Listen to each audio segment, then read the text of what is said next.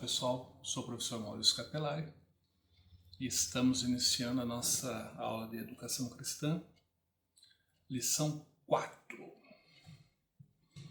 Vamos estudar o Ministério de Ensino na Igreja do primeiro século, na era apostólica, enquanto os apóstolos estavam vivos. E é sempre bom conhecer a igreja no primeiro século, porque a igreja, assim, com aquele cheiro de nova e com cheiro de ideal, né? Então, pelo menos até Jerusalém, a gente percebe muita fidelidade, muita união, muita dons espirituais. Evidentemente que quando a igreja começou a se espalhar pelo mundo gentílico, não judeu, padrões morais baixíssimos, aí começou a ter problemas. Mas a doutrina sempre foi apostólica no primeiro século. E então vamos ver o Ministério de Ensino, que era fundamental em Jerusalém, mas extremamente fundamental fora de Jerusalém, onde havia outros deuses, havia outra ética, outros costumes, outras doutrinas, outras crenças, né? O preparo da aula, uma boa aula tem que ter preparo, tem que ter Bíblia, tem que ter a unção de Deus, né? Estamos falando aqui só da parte técnica, que é o preparo, né? Mas não pode deixar a oração, não pode deixar a Bíblia, que é o que nós vamos ensinar. A unção é o como vamos ensinar no poder do Espírito. E a técnica, que é montar a aula de tal forma que você construa o conhecimento no seu aluno. As 7 leis do ensino é um clássico, não atual, mas século XIX, né? E permanece até hoje. 7 leis do ensino, vale a pena conhecê-las. E depois tem um complemento, dicas para uma boa comunicação. Primeiramente, a teoria educacional, depois a prática educacional. O primeiro ponto aqui é o Ministério de Ensino na Igreja do primeiro século. Antes de abordar o ensino no primeiro século, nós vamos tentar combater o desprezo ao Ministério do Ensino neste século. O século passado e esse século. Frases como: não precisamos de teólogos, precisamos de crentes cheios do Espírito Santo. Não precisamos de teologia, precisamos de joelhologia. A letra mata, mas o Espírito vivifica. Então são frases usadas para mostrar que alguns creem que não precisamos estudar a Bíblia, o Espírito Santo revela tudo. E se você estudar a Bíblia e for cheio do Espírito Santo, explode. Se você for orar e estudar a Bíblia, pega fogo. A letra mata, mas o Espírito vivifica, texto fora de contexto. Então, realmente, existe um preconceito, porque a teologia, final do século XIX, início do século XX, ela tendia para o liberal. A Bíblia não é a palavra de Deus, mas ela contém a palavra de Deus, e o resto é superstição, invencionice, né? Então isso é chamado de teologia liberal. Então, quando se falava em teologia liberal, na Europa, na América, nos Estados Unidos, a ideia era da teologia liberal que predominava, ou pelo menos era muito influente. Os nossos missionários vieram combatendo a teologia liberal. E teologia passou a ser sinônimo de teologia liberal. E por isso o repúdio, né? Mas com o tempo, a ETAD, década de 70, rompeu com esses valores. Surgiram um monte de cursos, né? Cada cidade passou a ter o seu curso. Temos o IBADEP no Paraná, o Ensinar em Curitiba e tantos outros. Eu fiz parte fui secretário, né? Fiz parte da diretoria de implantação do STADIS, que se tornou FATADIS, que se tornou hoje uma faculdade reconhecida pelo MEC com uma nota muito boa, né? Que é a Faculdade Cristã de Curitiba. E isso foi em 1990, 91, que a gente começou o STADIS, né? Modesto, sem muitas pretensões, eu não sei ensinar a palavra. Então isso vem rompendo com aquele preconceito, mas a gente lidou e lida com obreiros que dizem: você estuda, desempenha as funções aqui na igreja, não, você estudar e voltar com um monte de ideias perigosas, isso não é bom. Eu entendo por um lado ideias perigosas, mas eu, por outro lado, pelo menos na região onde eu atuo, é teologia bíblica. O objetivo é ensinar a Bíblia a partir das Escrituras. Então, ninguém está ali para desmontar, desmerecer, desacreditar a palavra. Pelo contrário, despertar no povo o interesse e o valor pelas Escrituras. Então Jesus morreu para tirar o seu pecado e não a sua inteligência. É possível e devemos estudar a palavra, conhecê-la, vivê-la e explicá-la. Tá? E é claro que o cuidado com a teologia que ainda na nossa igreja, na nossa mente, o livro que a gente lê tem sempre que tomar cuidado. Há muitas fontes e há fontes apodrecidas, há fontes que nem crê mais em Deus, né? Então a gente tem que tomar muito cuidado com a fonte que a gente bebe. Mas jogar tudo no lixo, não. É interessante, 2 Timóteo 3, 16 e 17 diz assim: toda a escritura é inspirada e é útil. Porque a escritura é óbvio, né? Mas ela está escrita. A escritura está escrita. A base da nossa fé está escrita. Ela veio por séculos até nós, chegou até nós. Atravessou séculos e chegou até nós. E toda ela é inspirada. Mas ela está escrita. Ela está lá. Ou seja, é preciso estudá-la, conhecê-la, ler e passar para frente, ensinar. Quem conhece, ensina quem não conhece. O que eu aprendo, ensino a quem não sabe. Isso é uma regra, né? Se aprende e ensina. Primeiro, não se ensina sem saber. Segundo, não se ensina o que não sabe. Se você pegar tudo que eu ensino, é o que eu entendo. O que eu não entendo, eu não ouso passar para frente. Eu não ouso ensinar o que eu não compreendi. E aí continuamos aprendendo, né? Para entender. Aí nós temos Daniel exaltando quem ensina, Deus através de Daniel, né? Os que forem sábios resplandecerão como o fulgor do firmamento. E os que muito a conduzirem à justiça, que lindo aqui, ó. Os que muitos conduzirem à justiça, como as estrelas, sempre e eternamente refugirão, né? Resplandecerão, né? O verbo aqui. Então é interessante, né? Como Deus valoriza quando você pratica a justiça e passa para frente. Como isso vai ter uma repercussão enorme, não só aqui, mas principalmente na eternidade. Conhecer, viver e ensinar é o lema de Esdras, né? Deuteronômio 6, Moisés exortou o povo a lembrar-se da sua origem e da sua história. Esses mandamentos, estatutos e juízos que mandou o Senhor teu Deus te ensinassem, que te ensinassem, para os cumprires na terra que passas para possuir, para que temas ao Senhor. Então você ensina o povo para que tema ao Senhor e guarde todos os seus estatutos e mandamentos. Tu, teu filho, teus netos, né? Todos os dias da tua vida, e todos os teus dias serão prolongados. A lei do Senhor, com certeza, ela, primeiro, melhora a nossa qualidade de vida. Segundo, traz a bênção de Deus para a nossa vida. Então isso gera longevidade. Antigamente, naquele período, longevidade era uma bênção, né? E realmente a palavra de Deus ela traz longevidade. Mas hoje não falamos tanto em longevidade nesse mundo. Hoje a ênfase está muito claro para nós na nova aliança, que é o nosso alvo é a Canaã celestial, não a Canaã terrestre, mas a celestial. Então hoje na nova aliança, Cristo deu muita ênfase ao porvir. E na antiga aliança tinha muita ideia de qualidade de vida aqui, né?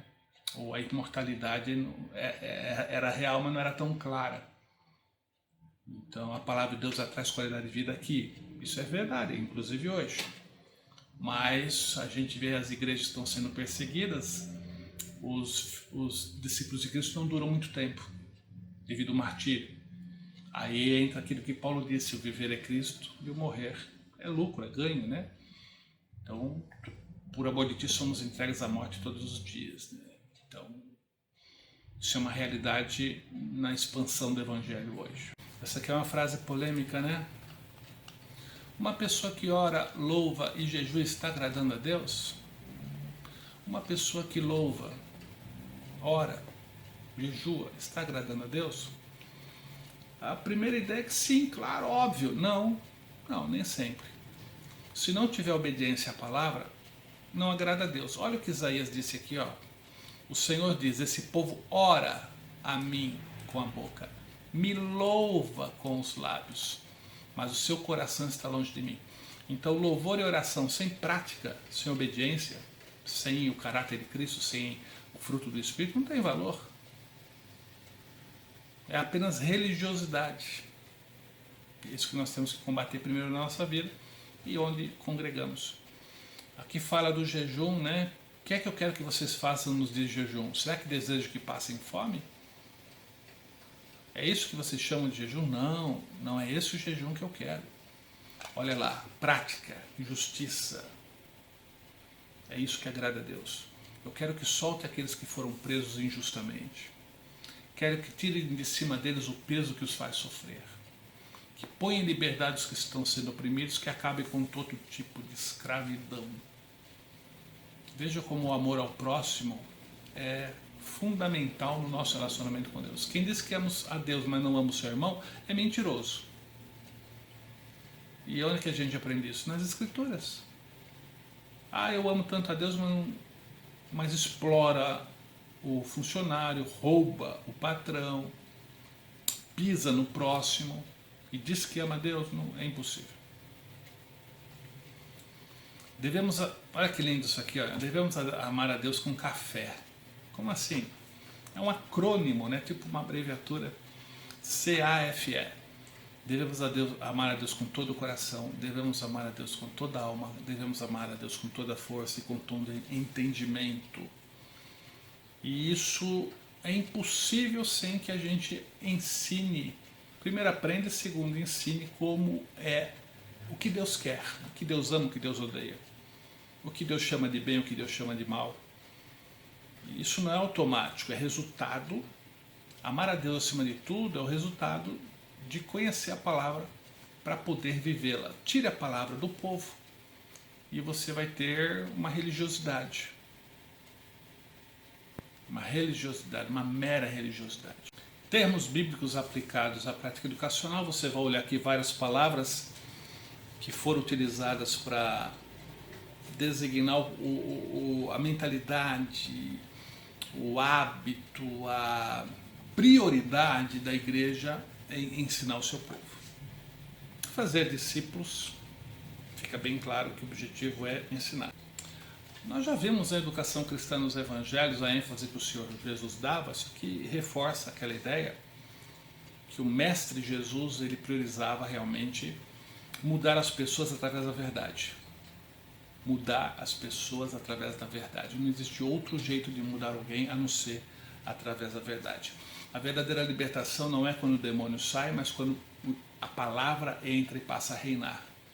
Conhecereis a verdade. A palavra conhecer no contexto judaico não é intelecto, é muito mais do que intelecto. A palavra conhecer na mentalidade judaica é profunda intimidade.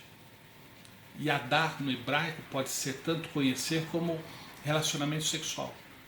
Fulano conheceu Beltrano e gerou Cicrano. Então, Yadá, conhecer, profunda intimidade. Então, conhecereis a verdade é intimidade com a palavra. Conhecimento mental, intelectual, mas também na prática. O ministério de ensino na igreja do primeiro século, na igreja apostólica.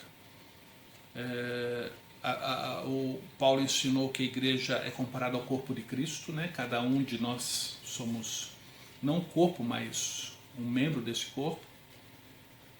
E temos uma função. E um desses ministérios é o ensinador, o educador cristão. Todos devem estar aptos a ensinar. Todos. Mas haverá pessoas que Deus chamará para exaustivamente aprender, exaustivamente ensinar. Esse é um dos ministérios, um dos 5 ministérios relacionados com a palavra, né? Que são fundamentais para a construção do cristianismo verdadeiro. Olha aqui Romanos 12, 7. Se ministério, dediquemo-nos ao ministério. O que ensina, esmere-se no fazê-lo. Então quem ensina, faça bem feito, né? E Deus concedeu, estabeleceu Deus na igreja apóstolos, em segundo lugar profetas, em terceiro lugar mestres. Até milagres vêm depois, até dons espirituais vêm depois, tudo mais vem depois. Todos os ministérios eu comparo a teclas de um piano. São todos no mesmo nível e cada tecla tem um som diferente. Mas se você olhar o piano, tem umas teclinhas preta que fica entre as teclas brancas. É um semitom, né? Meio tom acima da anterior, meio tom abaixo da posterior. Então eu diria que todos os ministérios são iguais, mas tem um que levemente se destaca pela sua importância, que são aqueles que ensinam a palavra. De todos os ministérios, os mais importantes estão relacionados com a palavra. E é por isso que aqui está, né? Apóstolo, profeta, mestre. Aí vem milagres. Olha, milagre, já pensou os milagres na igreja? Mas não são mais importantes que a palavra. Curas, coisa linda, mas não são mais importantes que a palavra. Socorros, governos, idiomas diferentes, sobrenatural, né? Também. E Efésios 4:11 é o nosso célebre texto, né? Todo ministério é dado por Deus para que contribuamos de alguma forma para a expansão do reino de Deus nos corações. O reino de Deus, a implantação do reino de Deus passa por 3 fases. Primeira fase, nos corações. Segunda, o milênio de paz, mas uma paz imperfeita. Porque vai ter fim, o milênio vai ter fim, já torna imperfeito. Segundo, vai ser a força, com vara de ferro, diz a Bíblia, que o Messias vai reinar, ou seja, ele vai reinar sobre não salvos e vai cobrar obediência. Então isso mostra que o resultado vai ser a paz, mas de uma forma imperfeita, que é com vara de ferro. E a terceira fase, que é o novo céus e nova terra, aí é a paz perfeita, é o governo perfeito, né? É o reino de Deus estabelecido de forma eterna e perfeita. Então nós vivemos a primeira fase, que é o reino de Deus nos corações. Para que haja reino de Deus é preciso que haja Deus. Então o Messias o Messias é o rei, né? Designado pelo Pai. E quando ele está nos corações, é o reino de Deus nos corações. Quando ele reinar na terra, é o reino de Deus visível. E novos céus e nova terra, o Pai e o Messias reinando para sempre. Capacidade natural ou espiritual?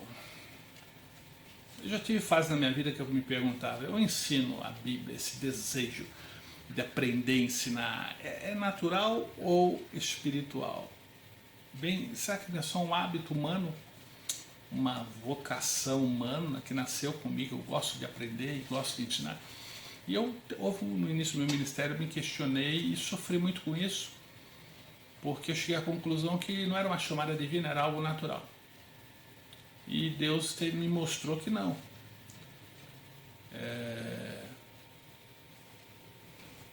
Eu vou contar uma breve experiência, época de seminário, década de 80, final da década de 80, e eu cheguei à conclusão que todo o desejo profundo que eu tinha de estudar a Bíblia, ler, aprender, era humano. Mas isso aí não é vocação divina, isso é uma coisa humana.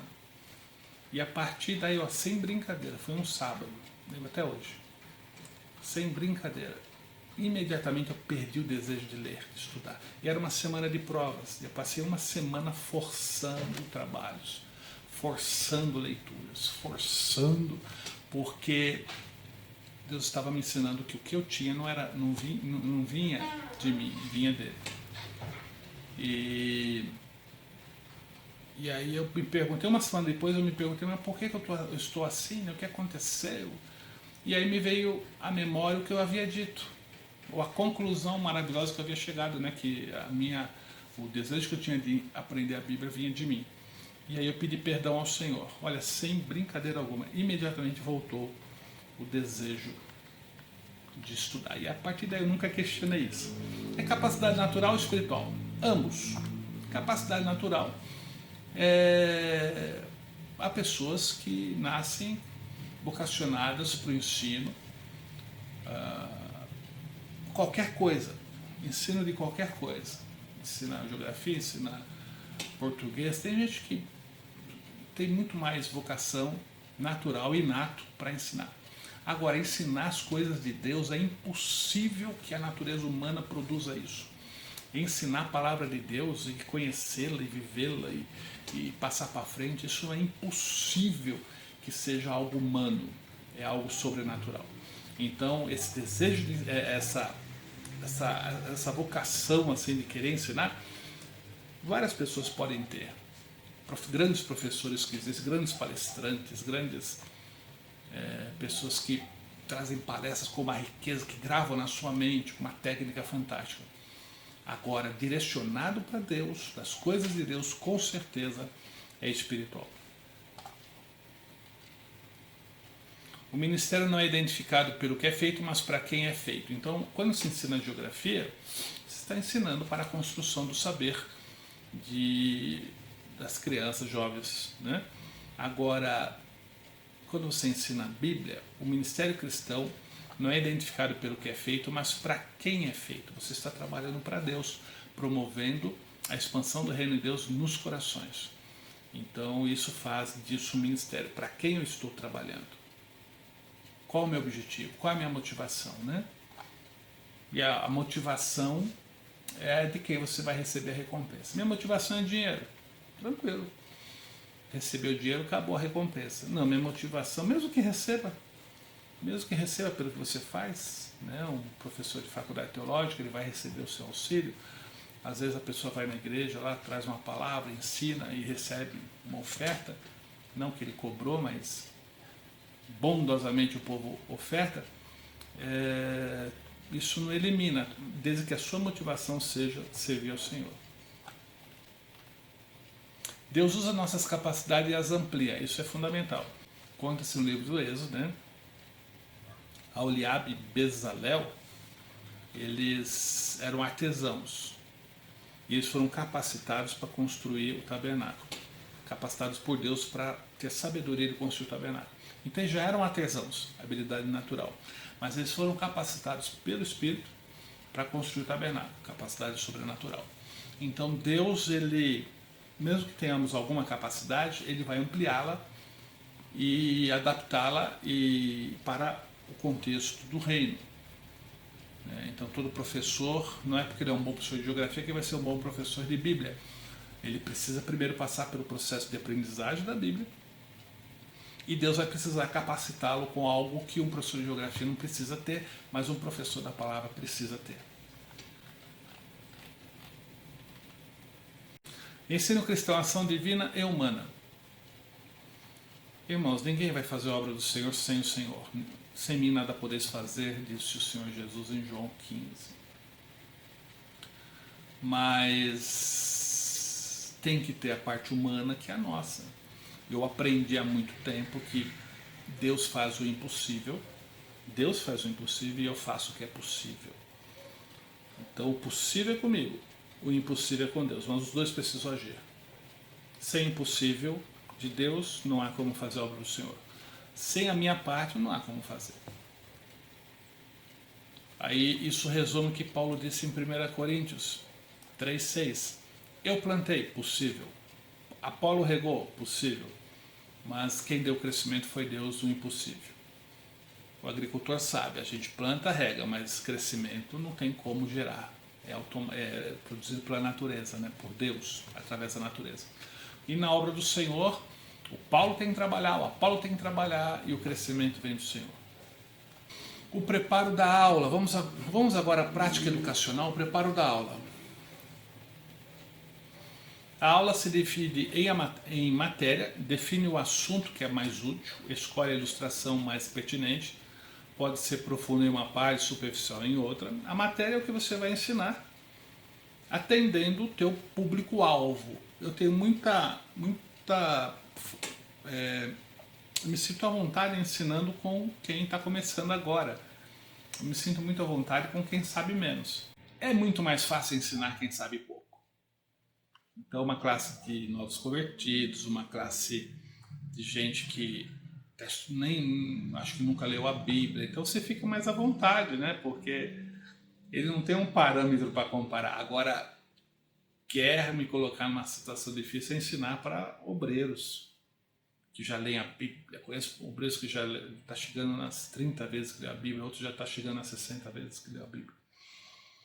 Então, você ensinar é impossível que você não erre, né? É impossível que você não fale alguma coisa equivocada. Então, a matéria tem que ser preparada de acordo com o público-alvo, né? E é muito mais fácil ensinar quem sabe pouco, mas às vezes você vai ensinar quem sabe mais e vai exigir mais de você, né? Não é preconceito, ensinar para quem já sabe é um desafio maior. O estilo, ele pode escolher o método que achar melhor para lecionar. Qual o melhor método de ensino? Fulano sabe a matéria, mas não tem didática, não. Ele sabe a matéria, mas não tem metodologia de ensino. Ele sabe, mas é chato. Ele sabe, mas não consegue transmitir. Então, o estilo é exatamente isso. Que tipo de método você vai utilizar para ensinar aquela matéria? Eu não consigo ensinar sem perguntar. Eu não consigo ensinar sem slides. Eu não consigo perguntar sem, às vezes, um texto para eles acompanharem. Então, isso já faz parte da minha metodologia. Se é bom ou não, não sei. Mas eu não consigo ensinar sem um estilo que eu creio que vai ajudar o aluno a compreender melhor. O orador pode usar traje formal ou informal. Geralmente, quando eu vou num culto, eu uso terno. Se for um culto bem formal, gravata. Se for um culto não tão formal, tiro a gravata para ficar mais à vontade. Se for um retiro de jovens, é jeans, tênis, camiseta, né? Você tem que se adaptar ao ambiente. E é bom sempre perguntar. Como é que vai ser? Quem vai participar? Você quer que eu vá de terno? Se é culto, com certeza eu vou. Agora, se é um evento mais light, assim, aí, tipo um retiro, aí vai mais à vontade. Como preparar a aula? O que eu sei que eles precisam saber? Nem tudo que eu sei eles precisam saber. O que eu sei que eu preciso que eles saibam?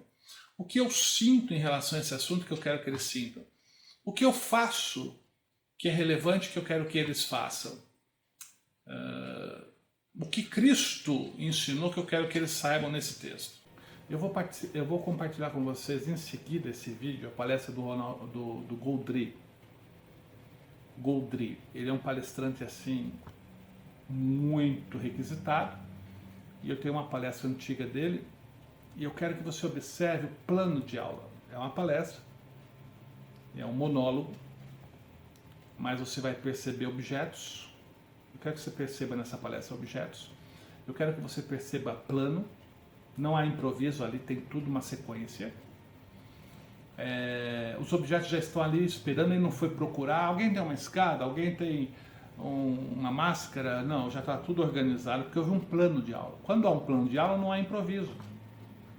O improviso é porque não houve plano. E tem coisas que você não pode conseguir na hora. Você tem papel? Alguém tem papel? Alguém tem caneta? Não, você já devia ter planejado isso. Então atentem no Goldry, já vou te orientar, atente na palestra do Goldry o plano, o visual, os objetos, as expressões faciais e a modulação de voz, né? Você vê aquela coisa contínua, falando chato, ele brinca com a voz. Então é claro, irmãos, que isso tudo é um recurso humano técnico, mas nunca pode substituir a oração, o poder do Espírito, os dons espirituais. Né? Nós, Ministério Cristão, somos muito mais do que professores ou palestrantes. Nós temos uma missão de mudar vidas, mas eu estou falando de uma técnica humana, né, que não pode faltar, que é o plano de aula. Práticas que devem ser adotadas ou evitadas. Utilize uma linguagem simples, não muito falar que você será ouvido. mas fale de uma forma simples. Se você falar alguma palavra difícil, explique. Não é hamartiologia, fale doutrina do pecado. Soteriologia, fale doutrina da salvação. Por que o pessoal complica tanto, né, a teologia? É para simplificar. Olhe nos olhos dos alunos o tempo todo. Olhe tipo um ventilador, né? Não foque em uma pessoa só, ela vai ficar constrangida. E se for mulher, você apanha. É claro que eu sei que não há má intenção, mas às vezes eu faço muito isso, né? Eu fico tão preocupado com o que eu disse, com o que eu vou dizer, que eu olho, mas não vejo ninguém. Você estava na minha aula? Estava ali na frente, mas não vejo, porque eu fico preocupado com o assunto. Então às vezes a pessoa dá uma olhada e fica, né? E às vezes não está prestando atenção, está pensando, né? Não é o suficiente para apanhar, né? Do marido. Então tome cuidado para não focar numa pessoa só. Faça o ventiladorzão. Galeria, às vezes eu esqueço da galeria. Dá uma olhadinha, ventiladorzão. Ok? Isso aqui são regras, dá uma boa lida. Olha essa frase aqui que interessante. A avaliação da eficiência do professor não é obtida nos saberes ou capacidades do professor, mas nos saberes e capacidades adquiridas pelo seu aluno. Um bom professor de música não é aquele que toca bem, é aquele que os seus alunos passam a tocar bem. Claro que o saber é fundamental para ensinar, mas eu não posso dizer, olha, fulano é excelente professor porque toca muito bem. Não. Ele é excelente professor porque os seus alunos estão tocando bem. O local de sala de aula, irmãos, eu sou muito chato com essa questão de ruído, de interferência, de barulho. Então o ambiente tem que ser saudável, o ambiente tem que ser sem distrações. Crianças correndo são distrações, barulho externo são distrações. Às vezes o pessoal me convida, assim, já me convidaram, irmão Maurício, faz uma palestra para jovens. Claro. Onde vai ser? No parque. Aí eu já gelo, né? No parque tem um local específico ali, um salão fechado? Não, debaixo da árvore. Aí eu falo, vou não. Mas por quê? Eu falando debaixo da árvore, gente passando com skate, gente passando com bicicleta, gente jogando bola. Isso são N distrações que eu não vou conseguir competir. Então o ambiente é fundamental, o ambiente não pode ter distrações. A minha esposa já falou assim, mas é difícil, eu não aceito mais pregar em chá de mulheres, dia de mulher, que aí fica todo mundo, as mulheres ficam em torno de uma mesa, né, um salgadinho lá, uma de frente para a outra, e a pregadora falando. Eu já vi isso, minha esposa viu muito mais. A pregadora se matando de pregar, e o povo lá, uma de frente para a outra, com um salgadinho na frente, vai fazer o quê? Conversar. Ninguém presta atenção. Então o ambiente tem que ser favorável para a aprendizagem. Nem que seja um local para ouvir, depois vai e come o salgadinho. Mas a gente tem que imaginar um melhor ambiente sem distrações para ensinar. As 7 leis de ensino, parece coisa recente, né? Mas olha a relevância. John Milton Gregory, século XIX, ele estabeleceu as 7 leis para a escola dominical, mas ela foi tão relevante que foi utilizada para a educação secular. Mas ela foi inicialmente estabelecida para o ensino cristão. Essas leis envolvem pessoas, o professor-aluno, fatores mentais, que é a comunicação, a lição e a lição comunicada, e atos funcionais ou processos que a gente vai ver com mais detalhe. Então, essas leis resumidas são: o professor deve conhecer bem aquilo que ensina, o professor deve atrair a atenção dos alunos, o aluno deve estar interessado na matéria. Comunicação, ele deve ter uma linguagem adequada.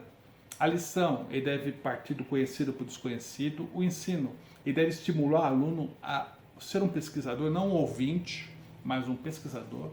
A aprendizagem, ele precisa ajudar o aluno a compreender e aplicar na vida.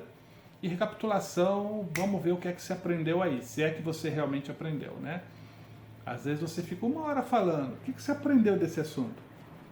Era só repetir, não aprendeu nada. Então, Se meu aluno não aprendeu nada, eu ensinei nada. Primeira lei, o professor, eu não vou ler tudo, é claro, mas só para você ter uma ideia. O professor precisa conhecer aquilo que vai ensinar. Eu sou professor de alguns assuntos, não de todos os assuntos. Então, dependendo do assunto, eu não vou dar aula. Eu já ousei dar aula, tipo assim, ó, não, eu pego essa matéria do seminário, é pouquinho dinheiro, mas vai me ajudar, né? Se dá aula tal assunto, Maurício, dou. Foi uma vez que eu fiz isso. Apanhei, porque eu não tinha nem tempo, nem conteúdo suficiente. E isso me marcou. Nunca mais eu aceito matérias pelas quais eu já não passei, né? Então, eu só dou aula do que eu já estudei, do que eu já aprendi. Isso é uma regra. Você não pode ensinar o que não aprendeu, né? Segunda lei, o aluno deve dedicar-se com interesse à matéria a ser aprendida. É impossível ensinar para quem não quer aprender. É impossível. Nenhum professor do planeta, do céu, da terra, pode ensinar alguém que não quer aprender. Então, o professor tem que incentivar o aluno a se dedicar, a amar a matéria. E um bom professor vai fazer com que o seu aluno ame a matéria. Um mau professor vai fazer com que o aluno odeie aquela matéria. E eu creio que cada um tem uma história, né? Há matérias que ama por causa de um bom professor, matérias que odeia por causa de um mau professor. Terceira lei, a linguagem. A linguagem usada no ensino deve ser comum ao professor e ao aluno. Se eu estou falando com um novo convertido, eu tenho que ter uma linguagem. Se eu estou falando com obreiros, outra. Se eu estou evangelizando, outra. Eu posso até usar palavras mais difíceis, mas eu tenho que explicar. Nada impede que você aumente o padrão, mas tem que explicar. Não dê show. O teu objetivo não é dar show de conhecimento, mas é transferir conhecimento e incentivar a pessoa a amar a matéria. Ainda na comunicação, quando você vai trabalhar, as nossas Bíblias, elas têm uma linguagem, Almeida tem uma linguagem muito rica, cerca de 12 mil palavras. O povão fala 3 mil. Então quem vai ler a Almeida vai ter que procurar no dicionário 9 mil palavras. Eu te aconselho, se você for lidar com crianças, com novos convertidos, use a linguagem de hoje. Se você for lidar, a minha Bíblia pessoal de leitura é NVI, porque eu entendo melhor. E olha que eu não comecei ontem. Almeida é uma palavra mais difícil que a outra. Graças a Deus pela Almeida que nos trouxe o Evangelho. Mas procure uma linguagem, uma tradução que seja mais compreensível, de acordo com o seu público-alvo. Qual a melhor tradução? Depende do público-alvo. Crianças, eu usaria a linguagem de hoje. Novo convertido, linguagem de hoje, está começando. Não vou dizer que é Almeida para obreiros, porque é muito comum você repetir palavras que você não entende. Chocarrice, emulação, Almeida. Dura coisa, recalcitrados contra os aguilhões. São textos citados, eu duvido que todos que citam esses textos sabem o que significa. E não é esse o objetivo. O objetivo é eu compreender para poder passar para frente. Quarta lição, a verdade a ser ensinada deve ser aprendida através de alguma verdade já conhecida. O Senhor fez isso exaustivamente. Ele usou o ambiente para ensinar as verdades morais e espirituais. Procure criar comparações com o contexto do ouvinte atual para ilustrar o que você quer ensinar. Eu uso o trem no trilho para mostrar que a lei de Deus foi criada para andarmos nela e que nós, se desobedecemos a lei, é como um trem descarrilado. Morte e destruição. O trem. Recentemente me veio assim, achei bem, graças a Deus por isso, que eu falei que Deus se responsabiliza por nós quando nós estamos obedecendo a sua lei, porque estamos fazendo do jeito dele.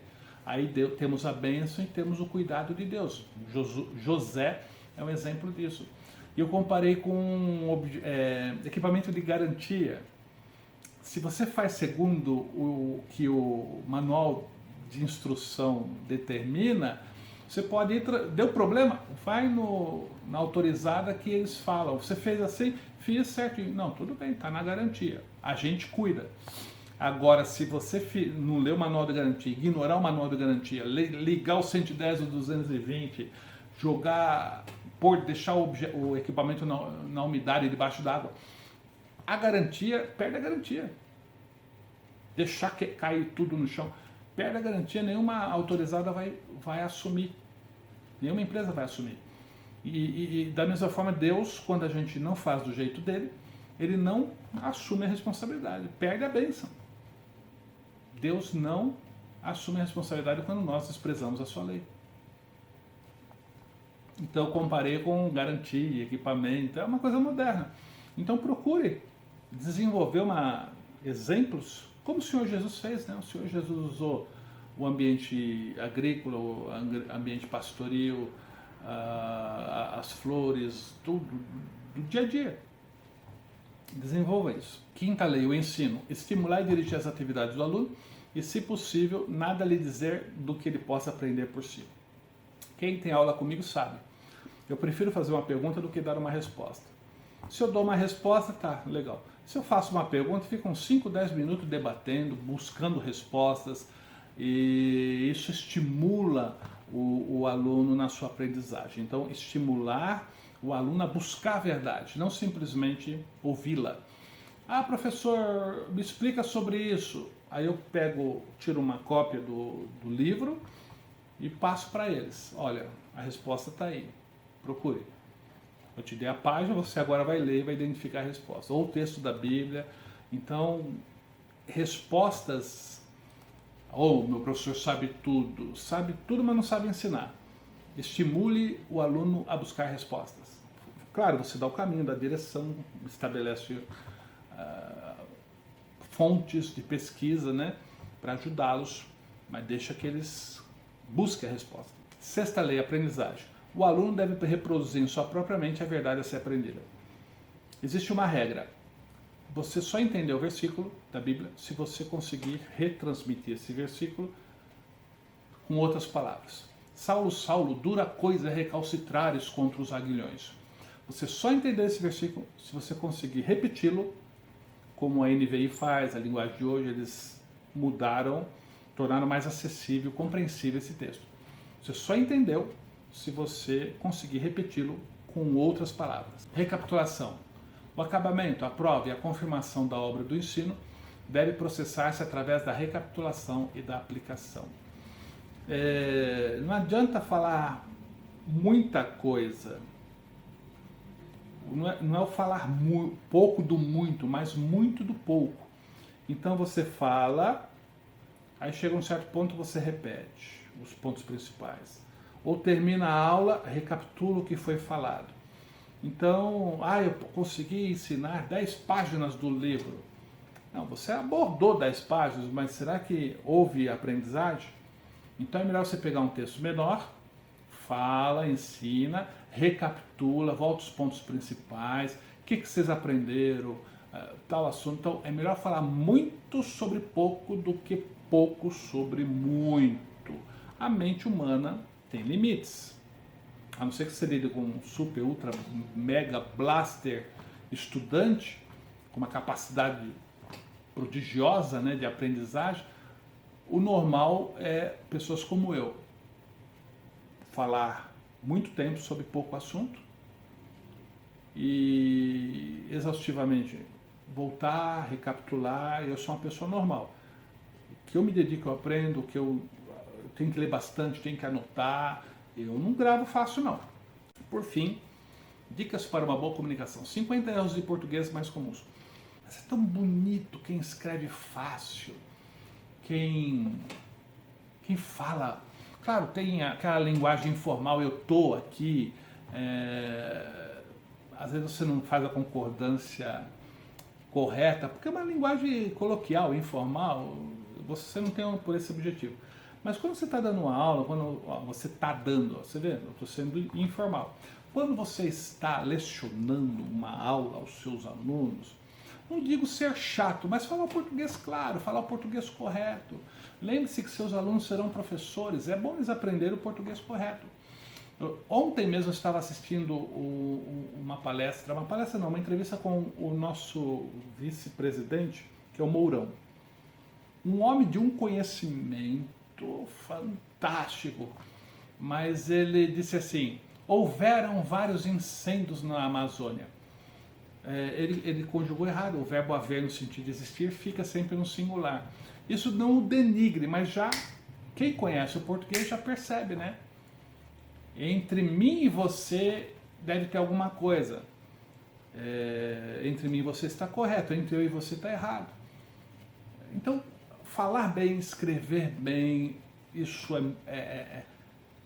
quando você, depende do público-alvo, né? Você está escrevendo um texto, uma apostila, um livro, você está falando a um grupo, é bom falar o português correto. E aqui tem 50 erros de português que normalmente cometemos, e de vez em quando eu dou uma lida aqui e noto termos que eu estou falando errado. Então é bom você ler e tomar posse desse conteúdo, tá bom? É isso aí, gente. Aula 4 do Educação Cristã, que é o nosso SEDUC, né? Curso de Educação Cristã. E que Deus te abençoe aí e te capacite a cada vez mais a aprender e ensinar, em nome de Jesus.